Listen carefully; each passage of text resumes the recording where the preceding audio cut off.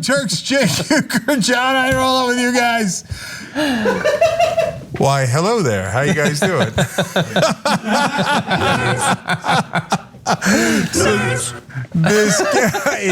This Captain America shield sent to us by Rob Shively. Oh, look at Rob sending us awesome this. Member of the community sent that a while back. Yeah. Okay. I could pretend that I'm, handing this off to Falcon, but really, it's not Falcon. It's the original Captain America. Yeah, I believe this belongs to you, Mr. Yeah, I feel very comfortable about the imagery of this groundbreaking show where it's passed to a black man and then you hand it back to little old Whitey again. Well, no. So thanks. I'm glad. We have it back, everyone. No, I'm good. Anthony Mackie, you can have it. You're great. Thank you. Okay. Let's note for the record. I look way too much like the bad Captain America, by the way. Oh, by the way, that's a little true. If I grow my facial hair out, I'm done. Oh my God. But in Young Turks, we reverse things a little bit. It's a brown man handing it to a white man, right? So finally. Kind of, but no, John's the original Captain America, no question about it. So some have speculated that we're the Avengers. I hear it in the streets. I hear it. The political equivalent. We're going to bring change. You're going to save the country. I guess that's what we're going to do. We're eventually going to have a civil war. Yeah. Well, that has kind of already happened if you think about it. Yeah. Okay. And some people that were on some shirts are now on the other side of things. So, anyways, but. I love our audience. How fun are you guys? You know John's Captain America, that you send him the shield. Rob, who doesn't love you? Okay, not anyone nice. Here. We are all on the Rob bandwagon here. Someone's got to send you the oversized green fists. Yeah, well, so Hulk is such a natural for me. I get it. Secretly Iron Man. Anyway. All right, look, guys, as you can tell, I'm in a mood, which is quite often, let's be honest. And we have some super fun stories, super controversial stories. 2 stories about cops, probably more, but 2 that I remember off the top of my head. One where there is such an obvious, unbelievable lie, and even the stories minimize the size of the lie. So it's a really interesting story. That's a little bit later in the program. And then Kobe Bryant's widow and the cops in LA are now kind of at loggerheads, and that's a super interesting story for social, cultural reasons, et cetera. Who's right, who's wrong? Spoiler alert. As usual, not the cops. Okay, anyways, but we obviously have some very serious stories and some positive developments in those serious stories. So, having said all that, Captain America. I'm glad that you did that transition because I was getting so into just talking about Marvel that then you had to remind me, oh, we're doing the news. Oh yeah, okay. Yeah, that's and now I think I'm good, okay. Although basically all of the details are, at least at the point that we are filming this, absent. Apparently, the Israeli government is ready for some sort of ceasefire under certain conditions at some point. Here's the statement. The Political Security Cabinet unanimously accepted the recommendation of all security officials, the Chief of Staff, the head of the Shin Bet, the head of the Mossad, and the head of the National Security Council to accept the Egyptian initiative for a bilateral ceasefire, which will take effect at a later date. The Chief of Staff, the military echelon, and the head of the GSS reviewed before the ministers Israel's great achievements in the campaign, some of which were unprecedented.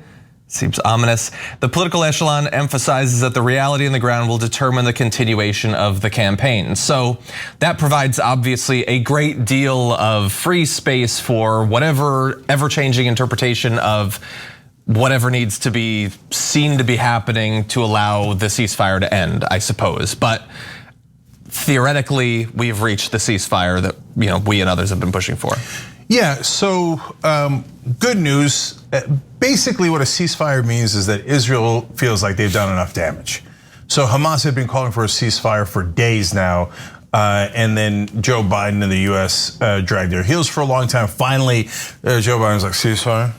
And then he went a little further and was like, no, really guys, ceasefire. And partly what's driving that is what we're gonna talk about next, where Bernie Sanders and other progressive leaders in Congress are doing something unprecedented, which is actually having resistance within Congress to the Israeli right wing. And that almost never happens. It's happened now. And the recognition of Palestinians as actual human beings, previously unheard of in American politics. And so that's pushing Biden to push Netanyahu. And that's part of the equation here. But the biggest part is Israel usually stops. It's almost never, look, you can argue about who started in different conflicts. This one is inarguable. There's no question that the Israeli government started by attacking Al-Aqsa Mosque. Now, a lot of the media, like Jake Tapper, are doing revisionist history, which Anna pointed out yesterday on the program. And Sean Hannity and Jake Tapper, there's a rare point of agreement. They're like, the Israeli right wing is awesome. We will accept all of their propaganda that Hamas started it, and we'll leave out the fact that we were evicting Palestinians from East Jerusalem and attacked the Al-Aqsa Mosque. You should, of course, you don't leave these out. Why do you think Hamas fired the rockets in the first place? So all of that is true, but at the end of the day, no matter who starts it, Israel always finishes it. And you can say, oh, if you're a fan of the Israeli right wing or just, oppressive militaries in general, you go, yeah, we're the ones who ended. Yeah, of course, you have jets and fighters and giant bombs and missiles and the Iron Dome and the entire United States of America and its military behind you. Of course, you're the ones who choose when it stops because you have almost all of the power. So, John, this is in essence them saying, we've killed enough. 65 children dead, 230 Palestinians dead overall. And the defense secretary for Israel, Benny Gantz, said that Gaza would burn, and it did. Netanyahu said that they would pay, they meaning Palestinians in general, and apparently they did. And now satisfied with what they got, the Israeli right wing now says, okay, we'll just go back to a normal occupation. We rob you of your freedom and keep you in open air prisons and deny you of all dignity and human rights. So back to business as usual after we did the pounding and the killing. Yeah, assuming that the ceasefire holds, it's substantive, and that in 3 days we're not back into this, which is entirely possible. I mean, who knows? But Netanyahu was saying just yesterday that he's not taking anything off the table, including a full military reoccupation of Gaza. So maybe we have that to look forward to. But at least as of right now, ceasefire. I suppose the remaining apartment buildings aren't impressive enough to demolish, I guess. That's the point you have to reach where they're finally ready to be done. And really fast, just because so much of this from Biden's a clear perspective, from the Israeli military's perspective, from Benjamin Netanyahu's perspective, is so abstracted from the conflict. This is about considerations. It's about considerations in terms of, have we dissuaded Hamas enough, or have I done enough to reinforce my domestic political situation? All these considerations that have nothing to do with the fact that they could have done the ceasefire yesterday, or 2 days ago, or 3 days ago, and maybe we would have 60 dead kids instead of 70 or 50, or maybe 40. Maybe we could have saved a couple dozen kids' lives as well as other civilians. But no, we have considerations. I'm having trouble forming a government. I don't know, I really want to send a strong signal. A few more dead kids, and then that'll probably accomplish it. Yeah, and for the two things here about the ceasefire. One is, look, if you love Israel, this isn't about, okay, people who are pro and anti-Israel. I know that the world loves framing it that way, and everybody wants to see things in black and white. No, this is about right-wing governments abusing their power against the powerless. And so that is consistent throughout the world and throughout world history, and almost always how it goes. And that's what's driving this. Netanyahu, as John points out, he has current political situation that is not favorable to him. I've said this on many shows before. He could not form a government. The other side was about to form a government, and they might have needed the Arab coalition for their to form that government. It's a parliamentary system, and now it's going to be much harder to form that coalition that does not include Netanyahu, but includes the Arab coalition within Israel. And he's got corruption charges that were conveniently delayed because of the bombing and the murder that Netanyahu started. Okay, so it isn't about one particular country. It's about the powerful versus the powerless. And that's just the reality of what's happening in Israel and also Saudi Arabia and Yemen, etc. But today's news is about Israel. And one other small consideration that might have gone into it, remember, they say, oh, Gaza might be reoccupied. It's kind of a joke, right? So Gaza does not control its own borders, and there has been a blockade for 7 years in Gaza. And so that means that during the bombing, when number one, they could not escape. It's very residential areas, very densely populated. A couple million people there, and so they're just dropping bombs in the middle of people, okay? And they got nowhere to run. Number two is they were running out of supplies. Because of the blockade, they're having trouble with food, water, and they were down to half their medical supplies while coronavirus is raging. And then when the buildings get bombed and destroyed, people are forced into schools where the UN shelters them, but then they're all together and possibly risking more coronavirus spread. It is possible that some in the Israeli government, they're so right-wing that it feels a little unimaginable, but I hope there's still a shred of humanity left in those right-wingers, might have thought, this is, or without the humanity, it's gonna look really bad for us if people start dying in mass, not just from the bombings, but from the fact that they've run out of medicine and food. And then people might realize, forget the whole shred of morality thing. For right-wingers, it's almost never into consideration. But in terms of the optics of it, some might have thought, we will look even more barbaric, and people might begin to realize this isn't just a 2-week war. This is the fact that we've been occupying them and keeping them prisoner for over 50 years. Yeah, and just really fast, I want to continue on from something that you had referred to. There are things that when you hear someone say them, either directly to you or in a conversation that you're watching, like a political conversation or a news coverage, that way more people should be offended just by hearing, because they are so inherently condescending. There is such a baked in assumption that you must be stupid that you would accept the way we're gonna frame this. And that would be referring to someone as being pro a country or anti a country. And we only allow it in 2 cases. Generally now, it's about Israel. You're pro-Israel or you're anti-Israel. Back during the Iraq War, you were pro-America or anti-America. Republicans still try to make it a thing. But if I were to say to you, are you pro-Canada? The hell does that even mean? Like their government, their people, their fresh maple syrup? Like which party of their government, a particular policy? Like if I'm against this pipeline he wants to build, did I then become anti-Canada? Are you pro-UK? What, like under Thatcher? Like it doesn't mean anything. That's the thing. But they deploy it strategically to mean that if you don't like a thing that a particular politician in a particular coalition of parties did, then you're against the whole thing, everything, and especially the people somehow, or the soul of the nation. And we roll that out for Israel, and we occasionally roll that out for the US to silence dissent. That is basically all it is. You don't hear people talk about, like, if we don't like something that Boris Johnson did, we oppose Boris Johnson. We're not anti-UK.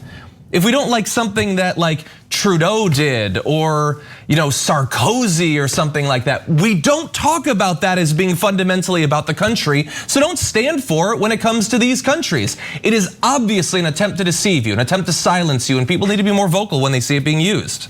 Yeah, John, that's such a great point. First, I want to correct myself real quick. I said the blockade has been in place for 7 years. I meant since 2007. So it's actually been in place for 14 long, brutal years. And that was immediately after the Palestinians held elections in what was theoretically unoccupied Gaza. They elected Hamas, and then Israel said, oh no, we didn't mean any of it. No, you don't actually get to rule yourself, and you voted for people we did not approve of. So now we will surround the prison and make sure you cannot get out, and we control what goes in and what goes out. So there is no freedom there, and to call Israel a democracy when it occupies millions of people is absurd. And finally, John, yes, Canada can have positions that are wrong if they were, for example, doing something to Native Americans within Canada, et cetera. And you could say that position of Canada in left-wing and right-wing governments is wrong. But you are absolutely right. You cannot then turn around and say, I am anti-Canada. Like or you wouldn't say that someone else is anti-Canada. That would be so childish. It makes no sense. It just means you're against that policy of Canada.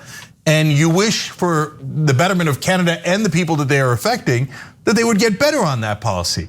To then say, that's it, you hate all Canadians. Doesn't make any sense. Why would I hate Canadians? I just don't like that policy, and I wanted to change it so they get better, and that would help them. And yet, John is 100% right. And the last thing I'll say about that is, think about why that's in all of our heads. Because the American media put that out like it was normal, like it was real. Like no news anchor I've ever seen said what John just said, right? In all this time. And you turn on cable news and everybody talks about, are you pro-Israel or anti-Israel? Right? Not just cable news. So one website I go to quite frequently, Common Dreams, is a good website, and they referred to some group as being pro-Israel because it's out there. It's in our brains. It's infected us. Yeah, it's absurd, absolutely absurd. We never, like for progressives, we don't buy into it in the domestic landscape. When when a right winger or a centrist or cable news anchor talks about being pro-America or anti-America, we all know that's absurd, right? Which America and which policy, right? And so California passed a $50 minimum wage. Love that. Does that mean I love all of America? By that logic, I guess, right? So again, completely nonsensical. The reason they do it in the case of Israel is because they want to say that if you disagree with Israeli policies, you are anti-Israel, and let's be honest, by extension, anti-Semitic. It is a way of shutting down the dialogue artificially for a specific purpose. Yeah, and erasing people like those in Israel, Israeli citizens that are fighting for human rights for Palestinians. They don't exist, they don't count as Israel in this narrative. Yeah, absolutely, and do you ever hear anybody talking about being pro-Palestine or anti-Palestine? No, they frame that as being, are you pro-Hamas? You better be anti-Hamas. We never talk about Palestinians, we only talk about Hamas. And then we call Hamas a terrorist group. So wait, they want a democratically held election according to the international community. No, they are terrorists. Well, how about Israel? They are boiled down to the good guys, and all the Palestinians are boiled down to the bad guys under the umbrella of a terrorist group, Hamas. Yeah. And hence, you cannot allow the Palestinians to have humanity. Yeah. And that's the game that's being played. And we're here to tell you, we refuse to play that game, and you should know what the reality is. And thank God you guys support us in being able to bring truth to American media, which apparently sorely lacks it. Yeah. Well, we have a little bit of good news that we'll turn to, but we do need to take our first break. We come back. Bernie Sanders stepped up to the plate. We'll give you the details after this.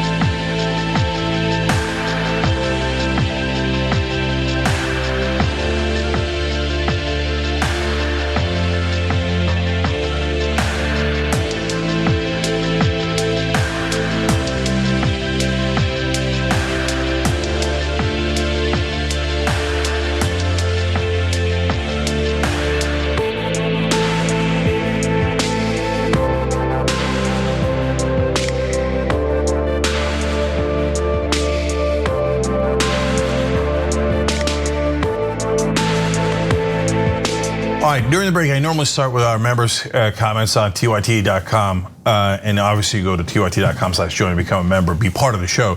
But I'm going to start with Super Chat today. Some really interesting comments there. Let's start fun, and then we'll get into the serious issues. Rob Shibley writes in, I'm dying over here. Cenk is such a huge dork.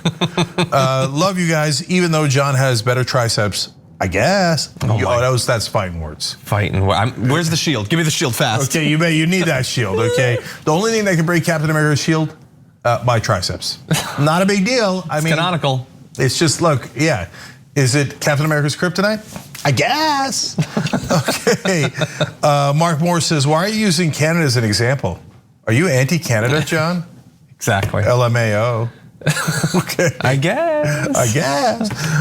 Peter Hamby says, wait, John's Captain America? I don't know. I think Cenk fits the role a little bit better. After all, he yells, progressives assemble! Better. I don't know. That wasn't Captain America? That was a little bit scarier. Yeah, he wouldn't do that. But I could see that. I mean, I'm willing to give it to you. I guess I'll take Iron Man. I guess. Wait a minute. I was there at the creation of Iron Man. I should tell that story to the members. I don't know this. That's a slightly secret story. Or bonus episode. Let's do it in the bonus episode. Do it in the bonus episode. Are we not merciful? In order to hear the origin story of Iron Man, and I'm not kidding, I was there, okay? You don't know this story. No, I have no idea what you're talking about. So you'll see. And not the comic book, obviously, but the movie. So tyt.com/join, that's how you become a member, get the bonus episode, or you go get at essentials level at YouTube by hitting the join button below, okay? All right, let's keep it going. Prescott Small says, seriously, riddle me this. How come there are no viral videos of good cops arresting bad cops committing a crime? Excellent question. Never seen one, not once. And we've interviewed good cops that did actually turn in bad cops, and how they told stories that they were hounded, rats thrown on their cars, their houses broken into by fellow cops. Okay. All right, now Dangos11 writes in, it's great that a ceasefire was announced, but I just had a terrible thought. What if they only announced a ceasefire to prepare for a ground invasion? They wouldn't want bombs falling on their own forces. I hear you. I guess it's possible. The facts seem to lean towards that it's real, but I wouldn't bet on it. I don't know, but that's an interesting bit of speculation. Fat Long Grassfield Donkey Logs, fascinating, writes in, no one talks about this. They are in prison.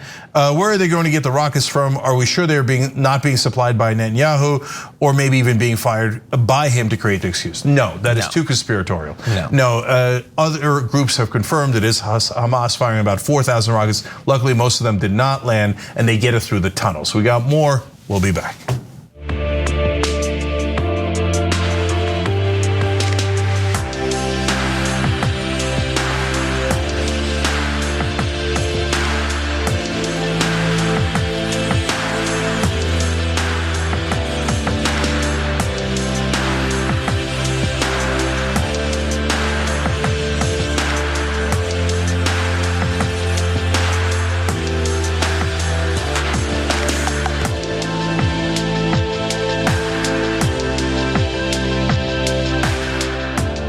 All right, back on TYT, Cenk and John with you guys. And also, of course, Julie, Janae, and Henry, as you all know. Those are folks who just joined. Awesome. Henry King, Julie Geisel, Janae Jones, all hit the cute little join button below. Voila, they come out American heroes. And they get to hear your story about the making of Iron Man. Oh, that's true, that's true. So that's, of course, just for the members in the bonus episode. All right. Okay, let's do this. Earlier this week, it was announced that Representatives Alexandria Ocasio-Cortez and others, including Rashida Tlaib, Mark Pocan, were going to try to stop the sale of about $735 million worth of JDAMs and small diameter bombs to Israel. But that was not going to be enough to stop it. It would require, within one day, a senator to step up and do that. And I'm sure basically everyone watching this now knows that Bernie Sanders is that senator. We've got all the details, but before we get to it, I want to ask Cenk, did you think he was going to do it? I wasn't sure. No, I had it at 50-50. So first, let me announce, this is an announcement. Bernie Sanders, an American hero. So lately I've had some disagreements with Bernie Sanders' legislative strategy, such as it is, right? But that doesn't mean that his heart isn't in the right place, and that doesn't mean that his policies are across the board still fantastic. But here's a case where he went beyond having great policies and took bold action. Now, is this likely to pass? No, and so it's not quite as bold as the $15 minimum wage, because if they fought for that one, that could have passed, and it would have made a lot of Democrats uncomfortable. Still, this one is a little bit more, it puts some people in discomfort, but overall, since it's not likely to pass, it's not as controversial. But I'm giving you a needless caveat here. On this issue, Bernie is fantastic and made the right decision. But I'll go a little further. Look, John and I in the last segment talked about how in American media and politics, there's been this absurd thing of you're either pro-Israel or anti-Israel. So that creates a shield and a weapon for the Israeli right wing to do what they're doing and then hide behind being that anybody that disagrees is against their entire country, right? And it's a proxy for calling people anti-Semitic, which makes no sense because, well, what if we agree with a left-wing position that Israel has, right? But it was used very, very effectively in this country for decades. And if we're being honest, it needed a Jewish leader to break through, to go, no, that's absurd, and I'm not gonna stand for it. And if they're not going to do the right things, I'm going to stand up to the government, to the right-wing government of Israel, as I stand up to the government of America when they do the wrong things, and especially when it's the right-wing government. So it took tremendous courage to lead on that. And I was hoping that he would. And given what he said in the last 5 years about Palestinians and this issue overall, I was hopeful that he was going to do it, and he did. And it makes a giant difference. Because even if this bill doesn't pass, this resolution, we've now actually have a conversation for the first time in my lifetime in America. Hey, is the government of Israel doing the right thing or the wrong thing? And you're actually allowed to have that conversation. And yes, as I predicted in the 2020 run, absurd right-wing backers of the Netanyahu government called Bernie Sanders, who's Jewish and perhaps the most successful Jewish politician in American history, they called him anti-Semitic. Why? Because they only had one trick. They were one-trick ponies, so they used a trick, and it was. I said they would do it, even as absurd as it was, and they did do it, right? So my guess is they'll double down on that one-trick pony because that's all they got, right? Definitely. But for most people, you can see that was not that hard, right? Like the corporate media in this country. Again, there's a lot of folks that do this, right? But Sean Hannity and Jake Tapper just did it in like the last 24 hours.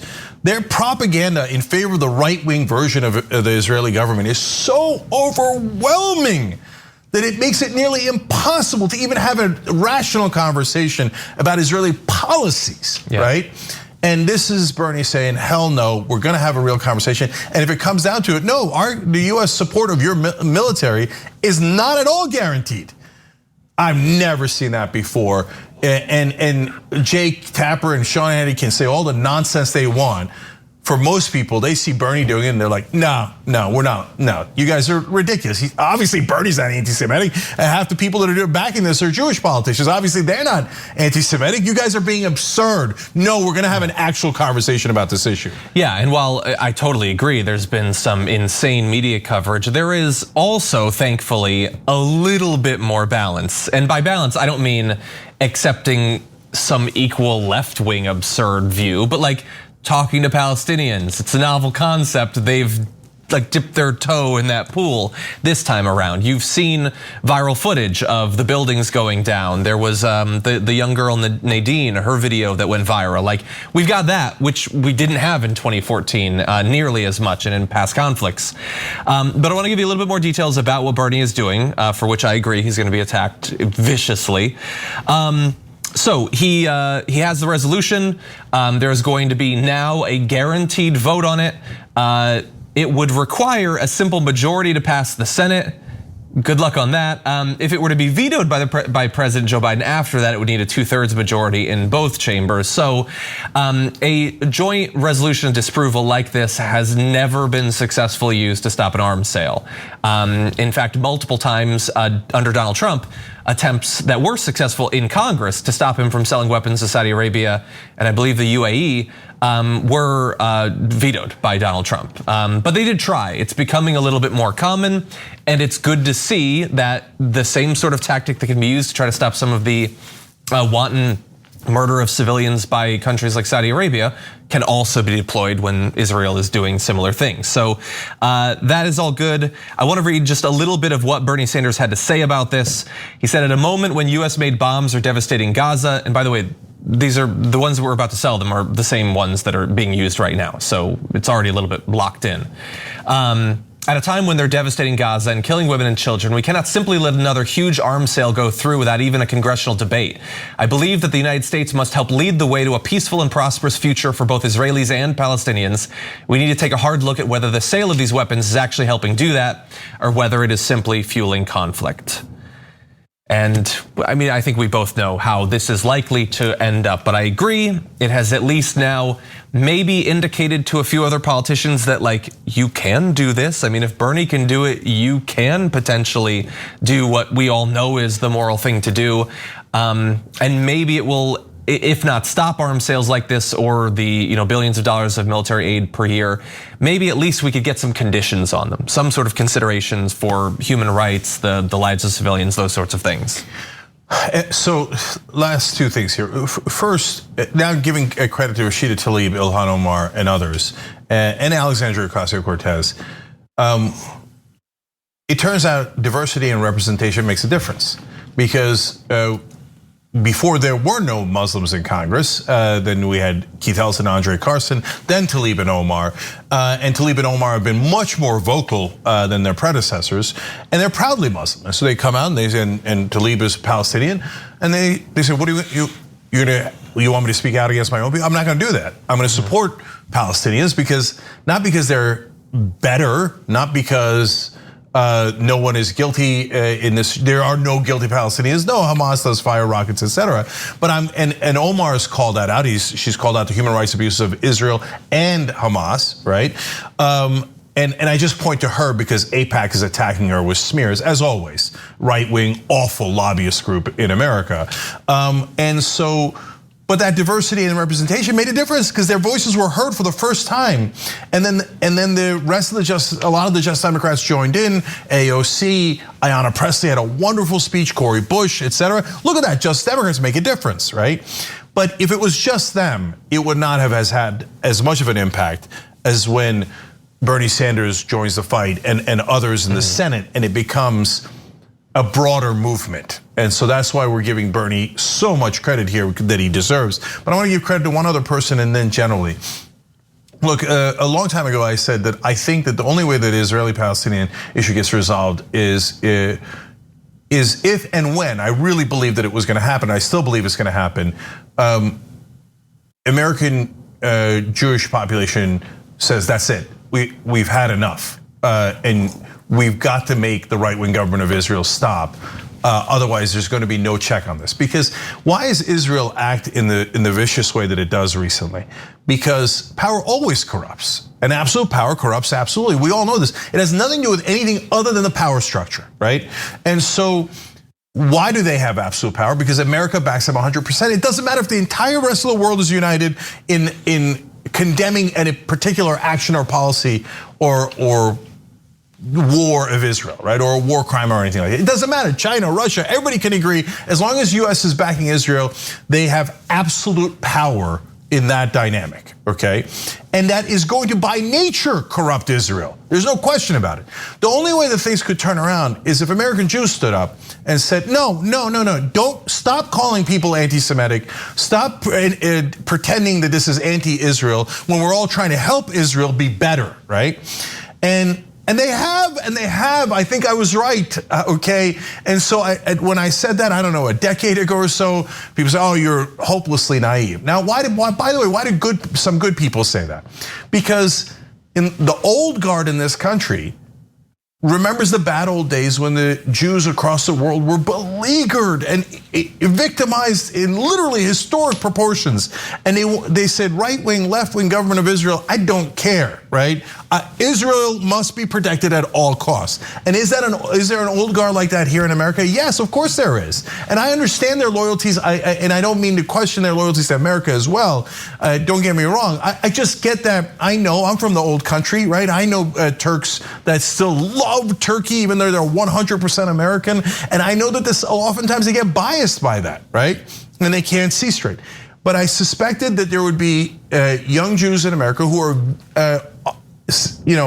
in total, very progressive, not just young, but remember, Jewish Americans are the second most loyal group to the Democratic Party after African Americans. 70% on average vote for Democrats. So they're actually very progressive overall. So there's so many misconceptions in the media, that's why I want to clear it up.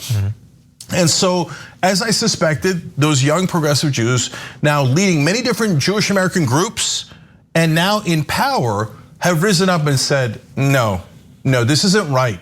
And we're gonna do the right thing. And I think it's having a giant impact.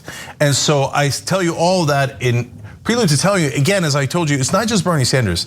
There's a lot of Jewish legislators that were leading on this, including John Ossoff. So I didn't even know he was Jewish, but it turns out, it turns out he is. And he was the one that led the letter saying, right now, ceasefire right now, okay? So, and remember how Jewish Americans stood up for Muslims during the Muslim ban under the Trump years. And the Anti-Defamation League was wonderful in that fight. See, now this is what America looks like. When Jews, Muslims, Christians, atheists, etc., we all get together and we decide what's a rational policy, get beyond the old biases, and work together for truth and justice. That's what I love, and that's what I saw with Bernie Sanders' effort, and that's why I don't think it's hyperbole to say he's an American hero for this. Yeah. Well, I think we should transition. Yeah, I think we should transition from these great feelings of religions coming together to one religion just saying, nope, it's our way, you'll deal with it. So let's turn to our next story. The governor of Texas, Greg Abbott, just signed basically the most extreme anti-abortion legislation currently in the United States. It's known as the heartbeat law, although I would really love if it would stop being known as that because that's scientific nonsense. It amounts to an outright ban on abortion. As many women are not aware, they're pregnant at the 6-week mark that it would actually ban abortions at. It would also allow any private citizen to sue doctors or abortion clinic employees who would perform or help arrange for the procedure. So it's not just that it's based on something that's totally unscientific. It's emotional manipulation to talk about this as being about heartbeats. It also allows a country full of Karens to personally involve themselves in trying to shut down these clinics and get these doctors put behind bars. Now that is now law in Texas, across all of Texas, this massive populous state. In some areas of Texas is actually worse though. So Texas chapters of Planned Parenthood and the ACLU recently filed a lawsuit against Lubbock, Texas, where voters approved a sanctuary for the unborn ordinance this month. The rule effectively bans all abortions in the city of almost 260,000 residents. And I would like to at least give them credit for honesty, because this stuff about 20 weeks or 14 weeks or heartbeats or whatever is nonsense. They're, at least in Lubbock, doing what the Republicans really want to do, which is totally get rid of it. To say that more than a half a century of Supreme Court precedent and Roe v. Wade and all of this, people have born and lived and died under a constitutional guarantee to reproductive rights, we're done with that. Either for whatever reason, because we have the power to do it and our base likes it, or because we honestly believe that this is what our virulent form of conservative Christianity requires, we're gonna ban it, it's gonna be wiped out. And as of right now in Texas, it is effectively that way right now. Okay, well, there's gonna be some twists and turns in what I'm gonna say here. One, I'm actually gonna give, and John's gonna hate this, Donald Trump some credit in this story. All right, we'll get to that in a second. But I want you to know that there's a more absurd part of this law. So the 6 weeks means basically we're ending abortion, as John explained, right? But that's what Republicans said they were gonna do. Did you think they were lying? So if you don't agree with that, don't vote for Republicans. So does it have a constitutional problem? Yes. Might the conservative Supreme Court now overrule Roe v. Wade? Yes. And then it'll be a political issue, and then a lot of folks will be enraged. You should be, but understand the consequences of voting for Republicans. They believe in big government that intrudes in your personal life in the most personal way you could possibly imagine. They literally want the government to go inside your body and dictate what you do with it. So that's who Republicans are. They're loathsome.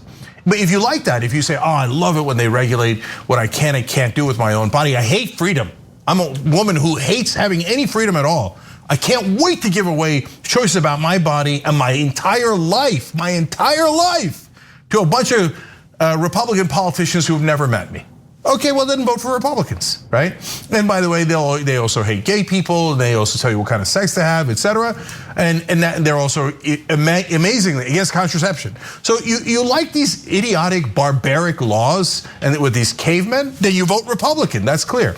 But the second part of this law says that anybody in Texas can sue doctors or anyone that's a part of a facility that provides abortions if they hear that they're doing abortions past 6 weeks.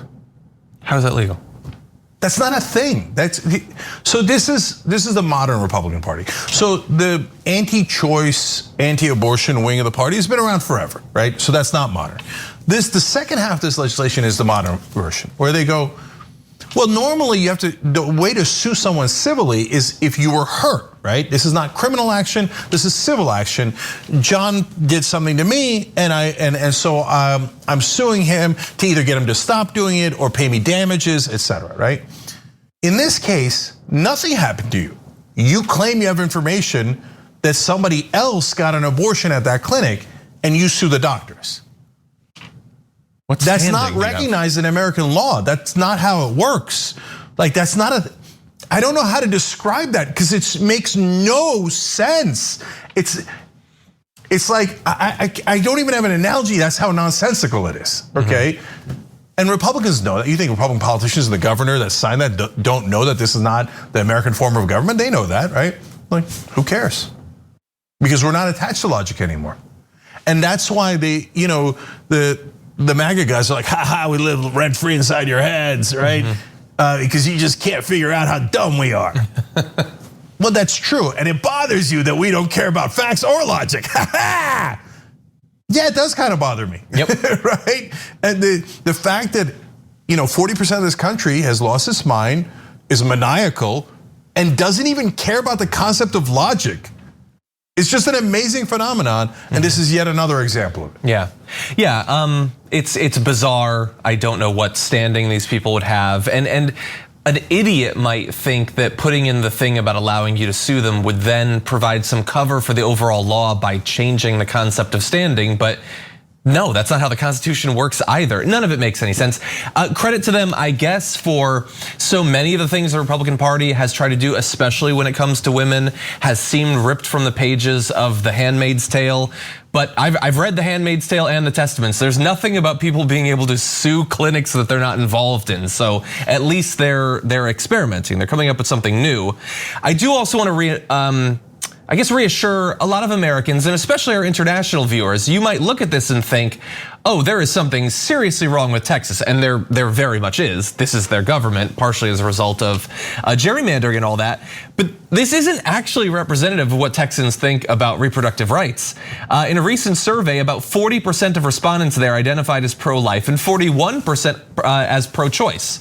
Now, those are obviously loose labels. They can refer to a lot of things, but I don't think the pro-choice people believe that there should be no abortion under any circumstances, which effectively is what this produces. So you have a very split population, and what's your law? As a result of a split population, is it unity and bipartisanship that the Republicans say they want? No, it's the most extreme legislation in the entire country. Worse that pick a red state. They're worse than that, even though their elections are within a couple points of flipping blue in any given case. And yet this is what we get there. Do you ever notice, isn't it amazing that American media doesn't tell you this? That whenever there are Democrats in office, we hear nonstop unity and bipartisanship. Whenever Republicans hold office, we never hear about unity and bipartisanship. John's right, in the coverage of this Texas issue, I've not heard one instance of anyone in the media saying, they're evenly split on this issue in Texas, and yet the Republicans did not seek unity or bipartisanship. Yeah. Because nobody would even think that. Of course they're not gonna seek unity or bipartisanship. That's for idiot Democrats, when we sucker them into agreeing with Republicans even when they won. Republicans aren't that stupid. I just told you how maniacally detached from reality that they have become, and even they're not stupid enough to do unity and bipartisanship against themselves when they're in power. So that we're stuck between dumb and dumber in this country in terms of the political parties. Now back to Trump. Now, why give Trump credit on this? Okay. I don't. Okay. Just don't. Well, I'm going to, because I'm fair and honest. So what Trump started was a rebellion against the establishment. Now, it was in the form of a maniacal, egotistical con man who lies nonstop and is a buffoon. But the phenomenon is real. And this story reminded me of when Mitch McConnell went on the Senate floor and said, if the Democrats killed the filibuster, here's all the things we're going to do if we're ever in charge. And he listed the wish list of all the Republican voters, including getting rid of abortion, which then led us to ask the question, then why didn't you do that when you were in charge? And the reason is because the Republicans only use that as political gimmicks. And the only thing they actually want to do is tax cuts for the rich. Now, Trump was the person who was in charge. He could have done those things, and he chose not to either. And he also chose to give tax cuts for the rich. So he went along with all the Republicans. So don't get me wrong. Again, con man, the worst of the worst, all of that. But that rebellion is real. And like it or not, he's the one that started the rebellion, at least on the right-wing side. And so now that is spreading like wildfire. And so now in states like this, the voters are saying, the Republican voters, now we're tired of you not doing what we want. Now I'm completely against what the Republican voters want in Texas, okay? But they're at least saying, no, I'm tired of you just telling me, oh yeah, that energy company that killed us during the freeze, they're awesome, and you got a couple $1 million and that barely got covered by the media because the media is awful, right? And I don't know that a lot of people know about that, but they weren't excited by that. It's not like Republicans in Texas were like, yes, we froze to death, way to go, Governor Abbott, right? Maybe they were excited by cultural issues and hey, he took the mask off earlier, etc. But when he does this, they're like, there you go, okay? So even though I think this law is insane and wrong, at least it is the beginning of some portion of our electorate saying, you better serve us, otherwise there's going to be political consequences. And the right wing has begun that, and unfortunately it was started by the worst of people, Donald Trump. The left wing has barely started it. I'm being honest with you guys. Even though I'm on the left, I wish it was better. Our rebellion is a little bit later than their rebellion. Our rebellion is way more logical. It's 1,000 times more reasonable, right? But I think that's the phenomenon. Thoughts? I guess. I got an I guess out of John. I'm giving any kind of credit to Trump. I mean, yes, they do expect them to deliver on some of the insane things that right-wing media has trained them to want in lieu of solutions to their economic crises. So filtered through nonsense and ignorance and hatred and xenophobia, they have a want and they expect it to be delivered on. That is true. Yeah, whereas Democratic voters will get our asses handed to us 99 out of 100 times, and we'll go back and go, oh no, those are great. Don't disagree. Don't disagree. We just have to support them harder. We have to support them harder. Joe Biden, way to collapse on $15 minimum wage. I'm supporting you even harder, right? And so honestly, up and at 'em, left wing.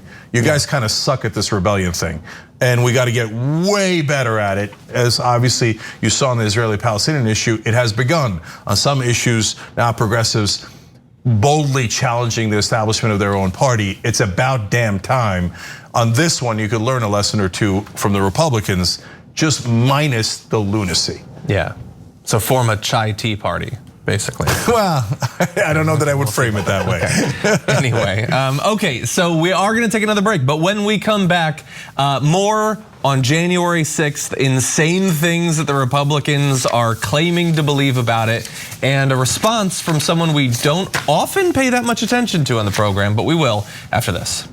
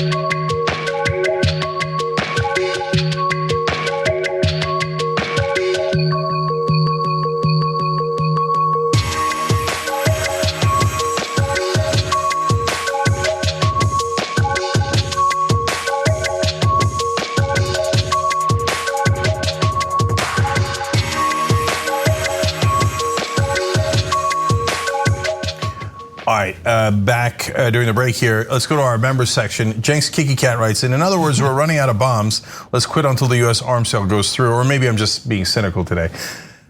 Well, it's hard to be too cynical with Netanyahu. It's not, the way you framed it is not exactly right. They're definitely not running out of bombs. There are other reasons for the ceasefire, but we talked about that earlier.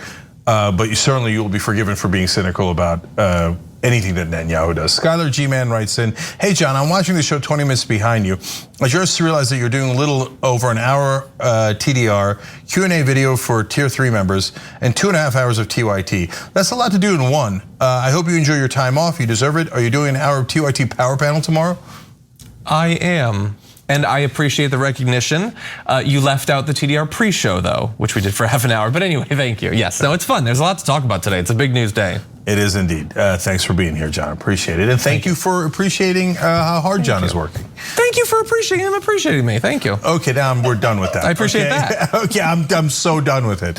All right, we're moving on. So Witchy Woman writes in, Hamas equals Palestinian. By that logic, all of us are CIA psychopaths. I love you guys. You're so smart. Such a great analogy. Yes, by the way, we're not. Little Mac McG writes in, I'm super anti-Canada. How dare they take so long to be allies instead of the Fort Ticonderoga? Thank you, defenders. I can't spit that word out for some reason. It's a weird one, yeah. Yeah, except they're so nice and their police force set a standard we should be learning from. Okay, for the rest of my life, I shall be pro-Canada. I shall love all Canadians, except hockey players, because it's not an American enough sport. See, that's irony well done. Thank you, or sarcasm well done. Thank you.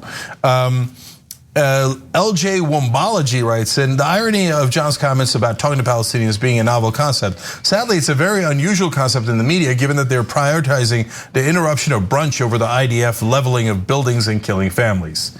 So unfortunately, you're often right about that as well. Now, fortunately, wonderful American heroes have joined the Young Turks. T.Y. Pruitt, that's a great name, and Brad Maidment. T.Y. and Brad, just hit that join button below. They're gonna get that members only bonus episode where I'm gonna tell you the origin story of Iron Man. Ooh. I know things. We'll be back.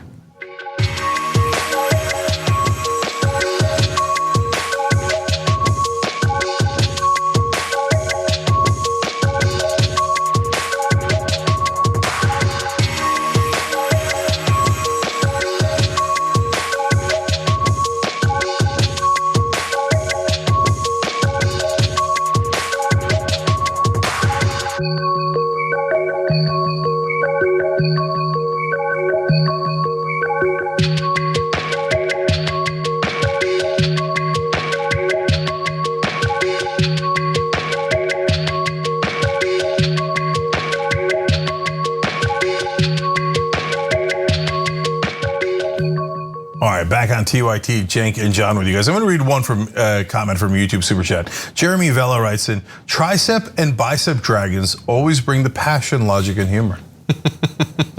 Okay, all of a sudden you became bicep dragon. I don't know how that happened. No, I think you just became bicep dragon. No, I'm tricep dragon. No, because I'm definitely tricep dragon. Oh no, it's on.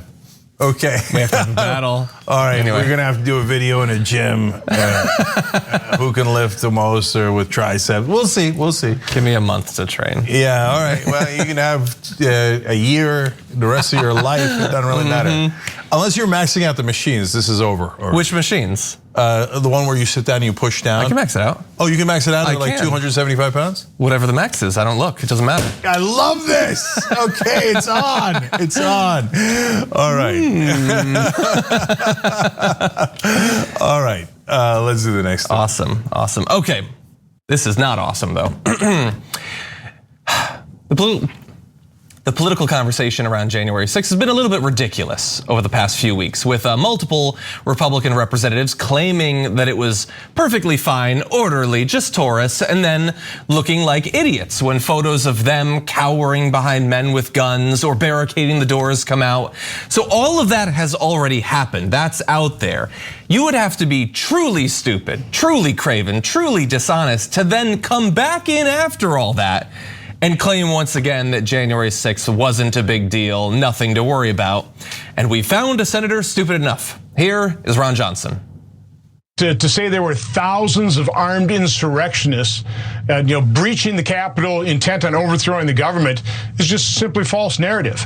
I got into, was vilified for entering into the record a 14-page eyewitness account of a very knowledgeable observer that really laid out exactly what happened. I've been back in Wisconsin. I've talked to people that were there. By and large, it was peaceful protests, except for, there were a number of people, basically agitators, that whipped the crowd and breached the Capitol. And that's really the truth of what's happening here. Most of that was nonsense, but he is right. There were a few agitators whipping the crowd, and one of them was impeached, and Rudy Giuliani was there too, and then the crowd went there and did a bunch of violent stuff. And he knows that. He knows that. Trying to throw in a qualifier that, well, you guys are saying there were thousands. We're not claiming specific knowledge about exactly how many people were there, but we know what they did. And he's claiming they didn't breach anything. Marjorie Greene in her speech called it breaching the Capitol. Like, we've moved past that at this point. And we'll show the B-roll, and I'm sure we'll show the videos. This is such nonsense. I mean, we're not doing fact checking now, Cenk, about like specific stats about the growth of healthcare spending over the next 20 years. It's, was there a violent murderous mob? We know that there was, but we have to continually reiterate to people that that is true, because they have people who are ridiculously accorded respect because they're senators, who are willing to tell you that the sky isn't blue and the grass isn't green. Yeah, to me, the facts of this are not worth discussing. I mean, again, we can show you the videos, and you've seen the pictures and the videos 1,000 times, and so is Ron Johnson, so have all the Republican voters. This is more of a story of Republican politicians saying, I get it, our voters don't want the truth. And so, is Ron Johnson really that dumb? I got it at 50-50. And so he might just be not just a Republican politician trying to cater to Republican voters, but also the same mindset as a Republican voter, but which doesn't happen often. Usually their politicians have different mindsets. Their mindset is usually, where's the money? Where's the money? Corporate donors, give me the money. What do these voters want? Oh, I hate abortion, right? Oh my God, I'm so bummed about Latinos or whatever you guys are upset about. JP Morgan Chase, where's the money? Where's the money, right? That's usually a Republican politician. Not that distant from a corporate Democrat, unfortunately. But anyway, here Ron Johnson is saying repeatedly, this is now almost half a dozen times he's come out and said, oh, we had a picnic, it was lovely. And the day of, Lindsey Graham, after things were settled down, is screaming, I'm out, right? About his Trump support, and they're all sweating, and they were all begging for security, and they're like, why isn't there enough security here? Now they're like, oh, whatever, dude, man. So we had blueberry jam, we had a nice sandwich, we had a spread, right? Tea party of a different sort. Because they think it doesn't matter. Our voters not only don't mind lies, they actively want lies. They demand it. Yeah, they demand it. They want a different version of reality. I'm about to go on for election. I can't make the mistake as a Republican politician of telling the truth. That could be fatal to my political career. And that actually is correct analysis. Yeah, and I don't know that there's ever been as narrow of a gap between elected Republicans and right-wing media personalities. I saw Greg Gutfeld like dip and dodge like Neo for minutes, trying to not come out and say that the election wasn't stolen or that what happened on the 6th was bad. Like, you could tell from his face, he knows exactly, he'll be grilled. If he says Biden won, it was legitimate, the thing wasn't stolen, then that's it for him. Like, we can talk about purity tests and all that, but there are a lot of impurity tests on the right. You have got to continually reiterate to people that no matter what Donald Trump says or does, you still support him, that you believe that he will never lose anything in his life. If a business goes down, it was somebody else's fault. If he loses an election, it was stolen from him.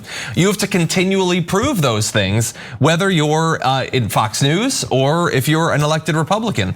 And Ron Johnson, you say you have it 50-50. I think there are others that I think are doing it out of stupidity. I think Marjorie Greene I think she believes most of what she says because she's an idiot. I think he's lying. I think that most of them are lying. They know what happened there. Andrew Clyde, Anna and I talked about this yesterday. Yeah, have you seen the photos of him like cowering behind the guy with the gun? Yeah, no, that was my favorite. You know what? It was just a bunch of tourists walking around, no big deal. Yeah. And then you see the picture, he's like, he's not. Him. Right? Take him first. No, if you've ever been afraid that you were about to die, you don't forget that. You don't, after a couple of months, forget that you were worried that you were about to be murdered, that a mob was about to beat you to death with their bare hands. You don't forget that. He didn't forget that. He's lying. Some of them are stupid.